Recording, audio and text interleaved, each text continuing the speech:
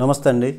నిన్న జరిగిన AP cabinet భేటీలో సీఎం చంద్రబాబు నాయుడు గారు ఓ కీలక సమస్య పైన తన అభిప్రాయాన్ని చెప్పేశారు. ముఖ్యంగా డిప్యూటీ సీఎం పవన్ కళ్యాణ్ లేవనెత్తినటువంటి ఈ డిమాండ్పై చంద్రబాబు మంత్రులకు కూడా క్లారిటీ ఇచ్చారు. దీంతో అధికారులు పరుగులు పెట్టబోతున్నారు. అయితే పవన్కు చంద్రబాబు ఇస్తున్నటువంటి ప్రియారిటీ దీంతో మరోసారి బయటపడినట్టయింది.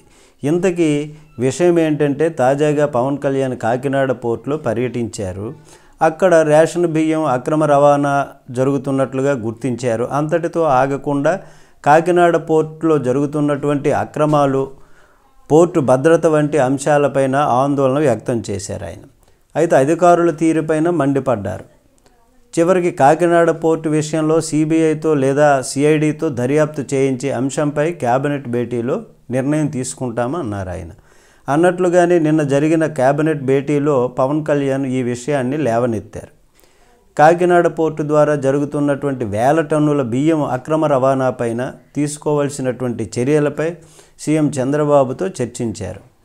ఈ వ్యవహారంపై చంద్రబాబు ఆందోళన చెందుతూ కాకినాడ పోర్టులో జరుగుతున్నటువంటి అరాచకాలపై సిఐడితో విచారణ చేయిద్దామని పవన్తో సహా మంత్రులకు కూడా తేల్చి చెప్పేశారు. కాకినాడ పోర్టు ద్వారా విదేశాలకు రవాణా అవుతున్నటువంటి అక్రమ బియ్యం వ్యవహారంతో పాటు వైసీపీ హయాంలో ఈ పోర్టు యాజమాన్యం చేతులు మారడము, ఆ తర్వాత చోటు చేసుకున్న పరిణామాలు, బియ్యం అక్రమ రవాణా సాగినటువంటి తీరు, ఇలా పలు అంశాలపై సిఐడితో విచారణ చేయిద్దామని మంత్రులకు చంద్రబాబు తెలిపారు. నమస్తే.